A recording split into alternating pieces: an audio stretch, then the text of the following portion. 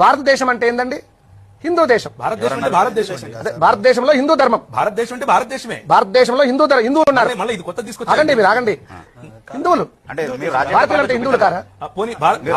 చూపించాలి. ఎప్పుడైనా భారతదేశంలో హిందువులు కారా? వేరే భారతదేశంలో హిందువులు మాత్రమే. క్రీస్తు పూర్వం మొదలుకొని కూడా అంటే ఇప్పటి నుంచి 2000 సంవత్సరాల క్రితం కూడా ఇక్కడ హిందువు అన్న మాటే లేదు.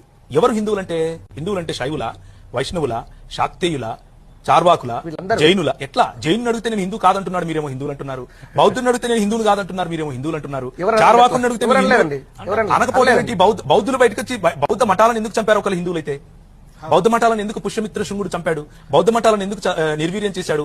వేలకు వేలు, లక్షలకు లక్షలు. ఒక్కొక్క మీరేమన్నారు? భారతదేశం అంటే హైందవం అన్నారు, భారతదేశం అంటే హిందువులు అన్నారు. నేనేం చెప్తున్నాను అని అంటే భారతదేశం అంటే హిందువులే కాదు, భారతదేశం అంటే అన్ని మతాల, అన్ని ప్రాతిపదికల నుంచి వచ్చినటువంటి వాళ్ళ యొక్క సమాహారము అని చెప్తున్నాను. భారతదేశంలో క్రైస్తవ్యం 2000 సంవత్సరాల నుంచి ఉంది. భారతదేశంలో జుడాయిజం అంటే ఏకేశ్వరవాదం 2000 చిల్లర సంవత్సరాల నుంచి ఉంది.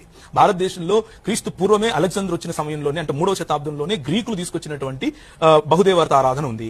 భారతదేశంలో శైవులను ఏ విధంగా ఊచకోతకొచ్చారో మనకు తెలుసు. కాపాలేకీయులు ఏ విధంగా వైష్ణవులను ఊచకోతకొచ్చారో మనకు తెలుసు. ఇలా చెప్పుకుంటూ పోతే నేను ఒక లక్ష చెప్తాను మీకు.